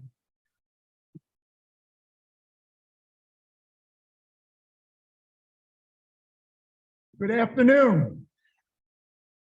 You know, somebody made the observation that each time we get together to honor Saladin, a storm comes up, right? A storm. And I think it's just a way for us to remember the energy that he brought to this world, that he brought to the movement, and that he brought to our lives. I want to just share a little bit about Saladin's outlook on internationalism, imperialism, and education. And he came to these views not simply by reading or by theory, but through his life experiences. During his time in the military, stationed in the Dominican Republic, right? He was confronted with the face of US imperialism and white supremacy as it functioned abroad. He saw how the Dominican masses were forced to live and how they were treated with disdain and disrespect by white soldiers and Dominican elites. And the encounter with a racist sergeant heightened his anger and understanding of the relationship between US foreign policy and white supremacy. His experience in the Dominican Republic only sharpened his view about the racism and the institutions of the US government and revealed the role of US imperialism in this hemisphere. And it is on that foundation that he developed a keen sense of internationalism. The understanding was further sharpened with his engagement in the Black liberation movement as a cadre and a leader. Support for African liberation struggles, the fight against neo-colonialism, opposition to imperialist war in Southeast Asia, and US policy and interventions in Latin America and the Caribbean became an essential underpinning for his lifelong political work. And in his analysis of the world, he always asked the question, what about the working class? What is their condition? What role are they playing in the struggle for freedom and power? And how do we relate to them? This is the framework that Saladin applied to his leadership of our work in the Black Workers for Justice. There are many examples, but I want to cite just a few. With the leadership of Ashaki Binta, Dennis Orton, and the Southern Center for Labor Education and Organizing, we held international schools with workers from Africa, Latin America, the Caribbean, and Europe on worker organizing in the auto industry and then in the public sector. A third school was organized by the Center and the Black Workers for Justice Women's Commission that brought together women labor activists from across the globe to educate one another on their struggles and how they might collaborate. We held a Black and Brown Workers School in Goldsboro to deepen our work with the Latino workers in North Carolina. And through our relationship with the Transnationals Information Exchange, Saladin traveled to Europe, meeting with workers in industries that we had organizing work going on here in the South. He hosted exchange delegations here in North Carolina. And this is interesting, and many don't know, but a group of Black trade unionists formed the Black Workers for Justice in Europe. They were primarily in the UK and France, and of course, Saladin was the key contact.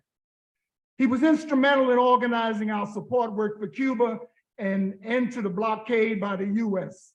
And in addition to participating in delegations, he helped to organize the Southern International Education Project that did education work about the connections between the Black Belt South and the Caribbean, especially Cuba and Haiti.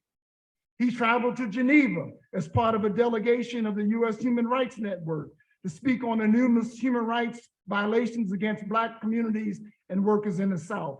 And I have a brief resolution I'd like to read that's related to that. The US Human Rights Network celebrates the life and legacy of one of its own, Saladin Mohammed, who has been a teacher, mentor, big brother, comrade, and human rights defender.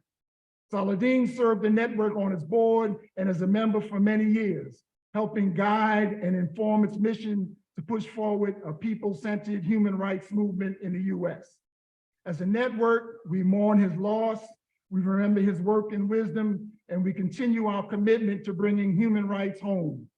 Saladin inspired and invested in so many of us and we have lost a confident and a trusted friend.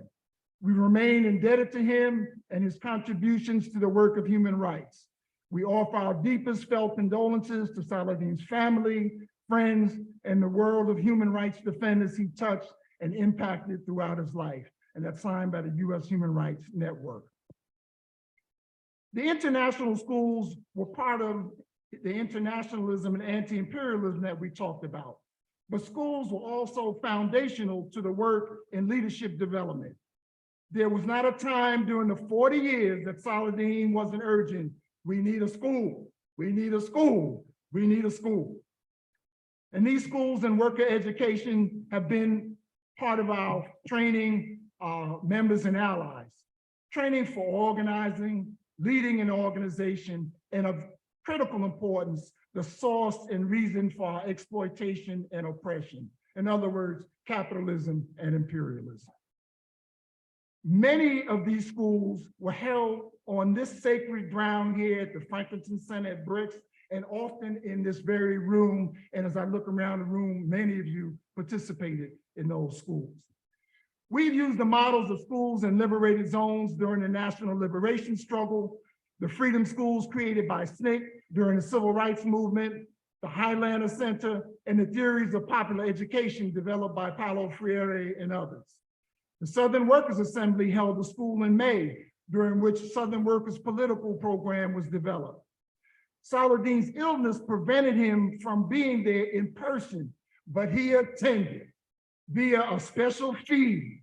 He was engaged until the very end of his amazing and illustrious journey. Long live the fighting spirit of Saladin Mohammed. Long live the fighting spirit of Saladin Mohammed. Long live the fighting spirit of Saladin Mohammed. Thank you.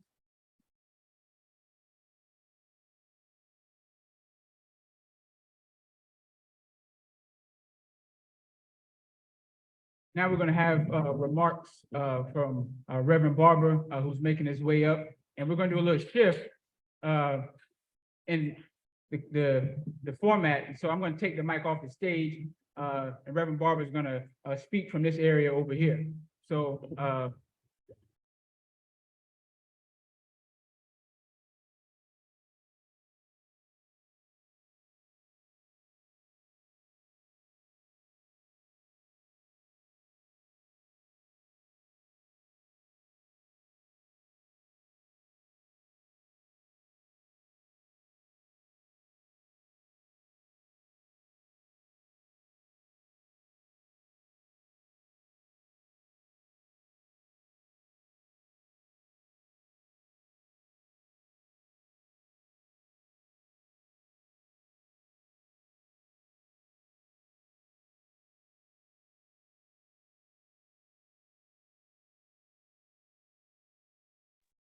Solidarity.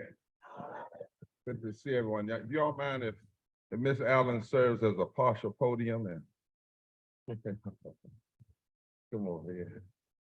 I am so honored to be here today in memory of Saladin. When Vasim asked me, I don't normally come out on Saturdays evening when I've got to preach on Sunday morning, but this is church because the Jesus that I serve, the God I serve, there's no separation between justice and faith. And if it is some separation, then you must be worshiping the God Caesar or some other despot. I want to note a couple of things. There's a scripture in the Bible that says, "What doth the Lord require but to do justice and to love mercy," Naima, and to walk humbly before God. There's a quote that says, come here, young lady. Right here. There's a quote that says, I'm gonna do the old way. You remember in the on Freeway Old Baptist Church, they would say read. And we read the scripture, so I'm gonna say hold. There's a quote that says, to know even one life has breathed easier because you have lived, that is to have succeeded. If that is true, and I believe it is true, Bishop, a lot of lives have breathed easier because Saladin lived.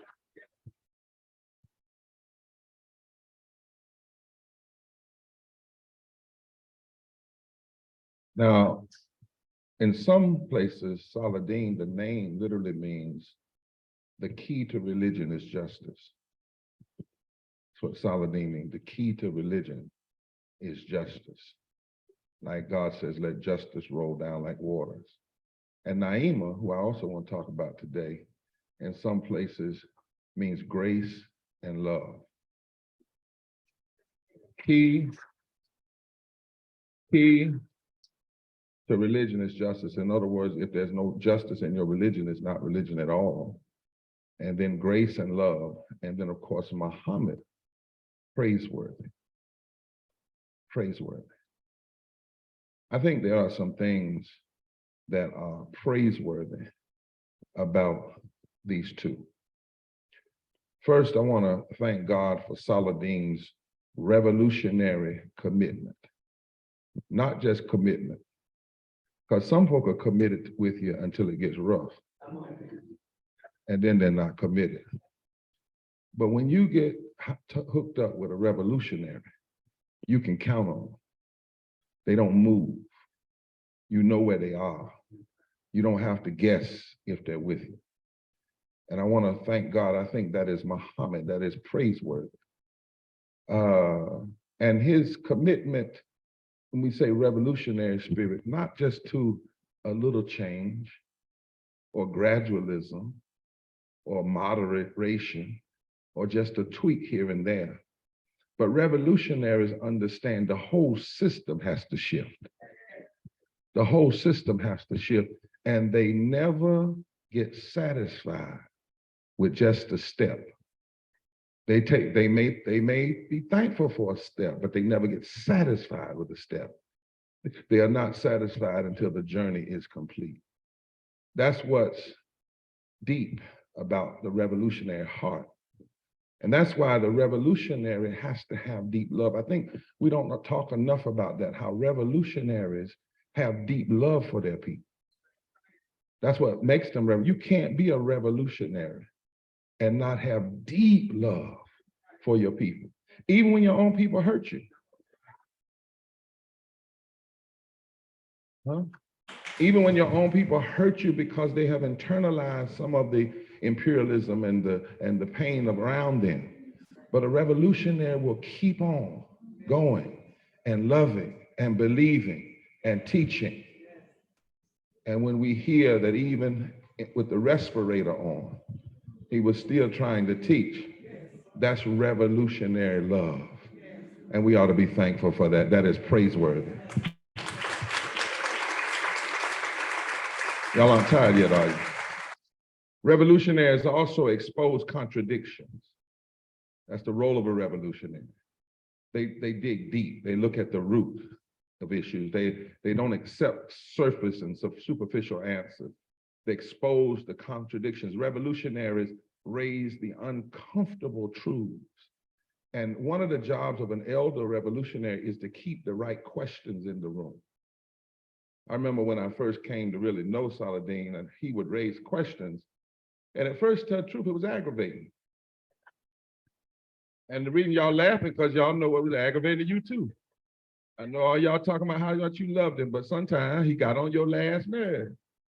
Every time we got to have a school, we got to have a school. It's like, Saladin, you said that last year. Well,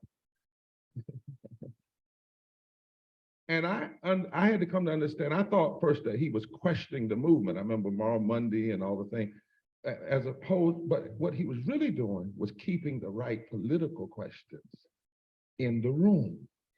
Because as long as those questions are in the room, you won't settle too easy. Saladin knew that in the imperialistic impulse is always lurking around. It's always around. It can slip up in a meeting any easily. It can cause even people who are fighting for justice to sometimes settle for that which is less than real justice. He knew that. He knew that it's lurking around. And you know what imperialism is? Imperialism can be defined as the doctrine, the political strategy, the practice of trying to extend political and economic power over folk. That's really what imperialism is. And anytime it can be around trying to extend its reach, imperialism will try to reach inside your organization, reach inside your mind. It was Saladin's questioning that helped me on 2 days I remember distinctly. Now, he wasn't in the room, but I was in the room. The first time was the day when I was pulled in the room. I didn't like to be in these rooms alone, but every now and then folk would catch you, and I was over at the General Assembly. And I got pulled into a room, and the question was, will you stop pushing for an ending of the statute against state employees unionizing? They caught me, I was happened to be over there, they pulled me in the room. And they said, because if you'll stop and separate yourself from the others that are doing that, we will guarantee a raise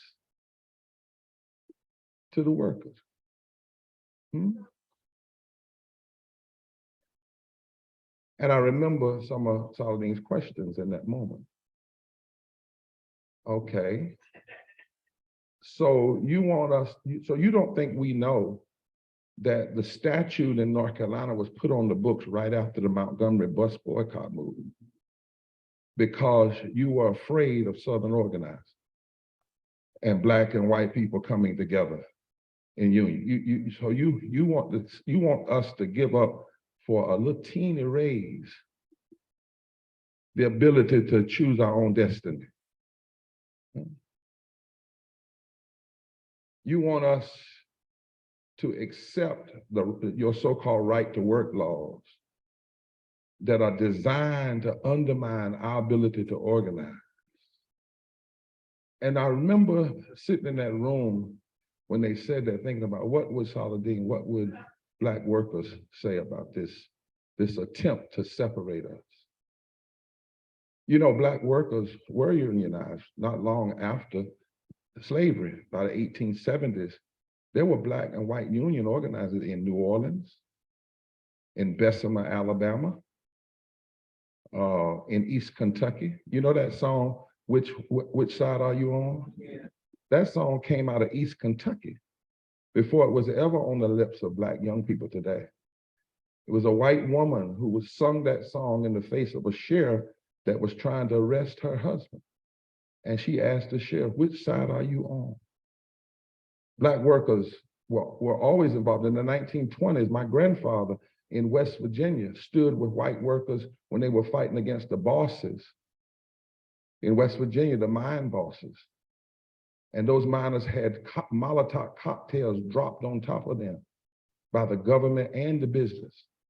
Black and white workers working together in West Virginia in the 1920s. There's always been this fear of the Black and working class and other working class people uniting. That's why that law is put on the books here in North Carolina to say that public service workers cannot organize. It was done almost a year, right at a year after the Montgomery bus boycott movement, because it was a fear of what could happen. Saladin knew that. And I remember that when I was in that room and was able to simply look at them and say, no, because see, you gotta know what folk are scared of. And the truth of the matter is right now, 1/3 of all poor people live in the South. And right now, if just 4% of poor and low-wage workers would organize politically in Florida, they could determine every election in that state. 7% in Georgia, 12% in Alabama, 19% in North Carolina. Why is it that even the political parties don't go after it? Because there's always been a fear. Dr. King said it like this: the great fear of the Southern aristocracy would be for the masses of Black people, the masses of white people that are poor and low wage and workers to join together and form an economic, a political power block that could reshape the economic architecture of the entire South and the entire nation. You know, Saladin was clear. That song that Sauda Ashe wrote that you all sing, there's a line in it, don't you understand? If we're silent, we die. Solidarity, solidarity. The second day, his questioning was in the room, was the day when I was in a room and I was asked by some political types if I would sign off on a suit that challenged voter ID, that challenged the voter suppression in North Carolina, but would not challenge the ID, if we would just not go after the ID. And when I'm in rooms like that, voices come back to me that I've heard. My daddy's voice, Saladin's voice, other voices, from history. And I remember looking at them and saying, what? And I said, no, because if you have voter ID, it forces people to show an ID, and that looks too much like having to carry free papers. That's exactly what and it's another way of allowing the empire to question my humanity, which is always the ultimate goal of the empire and imperialism, to question your very existence, to question who you are, to question your integrity, to suggest you're guilty before you do anything. That's why you got to have an ID, because I can't trust you. Your humanity is not real anyway. And isn't it amazing? There was no question about IDs as long as white men with land could vote on them. There was no problem. There was no talk about IDs until, and even though you may differ with some of the policies of Obama, but there was no IDs until the Southern strategy showed holes in it, and it broke some with the election. It wasn't so much Obama, it was the electorate. And so hearing those voices, I said, no, if we're gonna fight this voter suppression case, we're gonna go after pure racism. That's the problem. And they told us we couldn't win. But in 2017, we did win. The only state in the South. And I account that to being around revolutionaries who keep that question in the room. Are you just gonna settle for a little bit, or are you gonna fight for all that's needed? I remember others, Saladin would always raise in the room the right political question. Even if we accepted something, there's a way to lose and win. I'm not talking about what the Democrats are talking about right now, but Saladin knew that you got to be careful not to just accept a win that other folks determine is the win, that actually might be a form of deeper oppression. And we got to remember that. We got to remember that. UE 150, you have remembered that. You got to keep remembering that. You got to keep standing on that. I remember when they went after UE 150. I was in that room too. I was in the room when they said that you had to have a certain number of folk to have a union. Remember that, Ajama? They called Andre Harris and me in the room that day. And they said, we want to make sure that you all are not going to stand against it. Y'all crazy? Are you crazy? I said, if you do anything to adjust because they wanted to say you had to have so many members, that we are going to stay connected to UE 150 and anybody else that's fighting for justice, because it's not the numbers and size, it's the agenda. And I thank God for Brother Saladin keeping the right questions, the right revolutionary question. Also, Brother Saladin kept a worldview, not just a North Carolina or American view. He was an internationalist. He recognized the world struggle and our connection with people all over the world against unchecked capitalism and imperialism. He understood the connection between us and the people around the world, and us fighting anything that turns everything and everybody, especially colored people and poor people, into commodities. Commodities to be traded and taken advantage of and stepped on for the greed of other folk. Thank God for a revolutionary that doesn't allow us just to live in North Carolina, but reminds us that we are connected with soldiers and fighters all over the world. So yes, Brother Saladin Muhammad is praiseworthy. In fact, let me read a couple of quotes that reflect the kind of thinking that Brother Saladin possessed. They aren't his, but in his thinking, he must be remembered among these giants. When we think about Saladin, we must think about him among these giants. Listen to this quote. Again, we have deluded ourselves into believing the myth that capitalism grew and prospered out of the Protestant ethic of hard work and sacrifice. The fact is, capitalism was built on the exploitation and suffering of Black slaves and continues to thrive on the exploitation of the poor, both Black and white, both here and abroad. There must be a better distribution of wealth, and maybe America must move towards democratic socialism. Now, Saladin could have said either one of those quotes, but that's not him, that's Martin King. Talking about democratic socialism, Martin King. The King we don't hear about on King Day. The point I'm trying to say is that when we remember Saladin in the annals of history, we have to sit him in this same circle. Listen at this one. That says, the fact of the matter is, we had a silent depression that has caught up with us. A political economist said it this way: what we're really beginning to experience in America, in an article called America Beyond Capitalism, is the process of slow decay punctuated by a recurring economic crisis, one in which reforms achieve sporadic gains, but the long-term trends of growing inequality, economic exploitation, dislocation, failing democratic accountability, deepening poverty, ecological degradation, greater invasions of liberty, and growing imprisonment, especially of minorities, continues to slowly and quietly challenge the belief in the capacities and moral integrity of the overall system and its governing elites. Now, Saladin didn't say that, but he could have. He could have stood toe-to-toe with his PhD in economics and sociology. And because of that, when we remember him in the annals of history, we must sit him in this room. We must sit him among the greatest thinkers and revolutionaries and fighters of our time, because Saladin would be right at home. Brother Saladin is praiseworthy because he always kept the right questions in the room and never moderated his viewpoint even when we didn't like it. Never lessened his critique of capitalism and imperialism, never lost his love for his people around the world and right here for 50 years.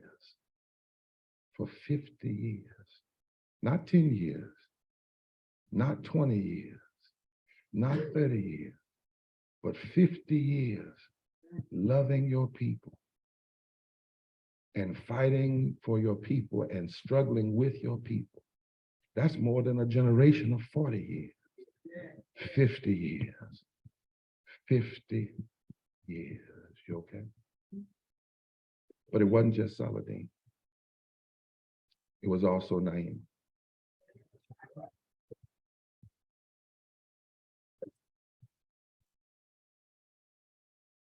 A revolutionary sister.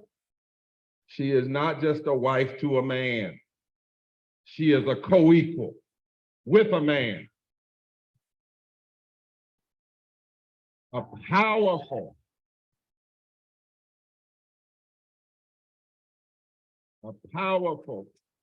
brilliant woman in her own right. And she too is Muhammad, praiseworthy. Let me honor Niama this way. My daughter went to Bennett College in Greensboro, graduated valedictorian. went to UNC, went to Harvard, studied in Africa, Brazil, East Africa. She's now at Drexel, leading the Ubuntu Center for Public Health that focuses on Black community, public health. She's working to save a Black housing community from destruction, of greed. Now, why do I bring this up about my daughter? I bring it up in tribute to Nahima, and wondering how many, particularly young women, has she mentored. This is what my daughter said, and she says it better than me. Miss Nahima's work and mentorship shaped my formative years in public health. I am where I am now because of her guidance. We met while I was a graduate student at UNC 15 years ago, and I learned so much from her about the power of local organizing, understanding the historical drivers of health inequalities in Black communities, and the necessity of speaking truth to power. She has a Fannie Lou Hamer spirit and is not afraid, is not afraid to say what needs to be said and to critique those in position of power. She calls me to think deeper and to critique even more. I remembered her words even when I was studying at Harvard, and even now. Her work in the environmental justice movement in North Carolina as grassroots organizer is unparalleled. Her ability to bring together scholars and activists to address environmental injustice in Eastern North Carolina is unparalleled. Earlier this year, I knew that I had to invite her to teach at the Ubuntu Center, and she shared her wisdom and expertise. Her critique is always spot on. I am where I am because Sister Naima is who she is.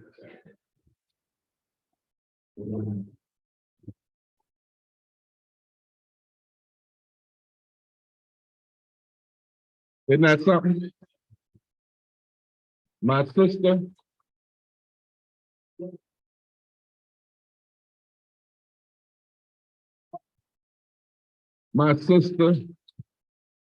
you and your husband are indeed praiseworthy. Some people are named and they never live out their names. But Saladin is one who knew that any religion without justice is no religion at all, and that justice is key to religion. Naima, you have been filled with grace and a powerful love. And as your last name, Muhammad, means, each of you are praiseworthy in and of your own right. And then to think, when the average length of marriage in this country is 7 years, 56 years, somebody ought to say something. 56 years. Don't get mad if you didn't make it, just celebrate them. 56 years. 56 years. 56 years. Revolutionary love ain't nothing to play with. Oh, have mercy. Have mercy, Jesus. And so I want to do something in closing. I want to ask us all to stand.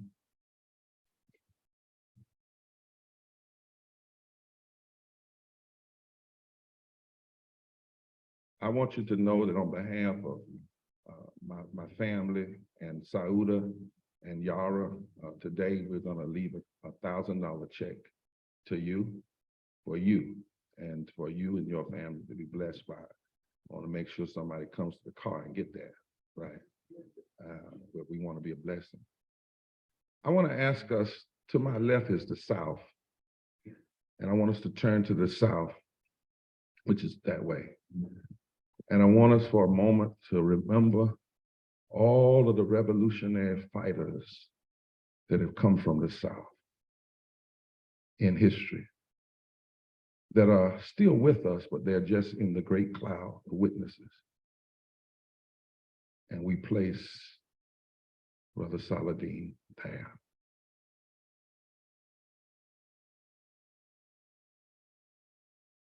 Then I want you to turn to your right and face the west. And remember all of the revolutionaries that have come from the west. From the west. West Africa, the west. And we place Saladin's memory in their midst. Then I want to ask you to turn one more time to your right, to the north. Excuse me. Yes. And all of those who have come from the north, the northern hemisphere, all of those who have stood, we place Brother Saladin there. Then I want to ask you to turn one more time to the east. And remember Brother Saladin and all of the freedom fighters, the revolutionaries, the strugglers for freedom and justice that have come from the east, and place his memory there to never be forgotten, but to always be looked to when we see the sun rising in the east and we remember to see it setting in the west. Ashe. Ashe. Ashe. Ashe.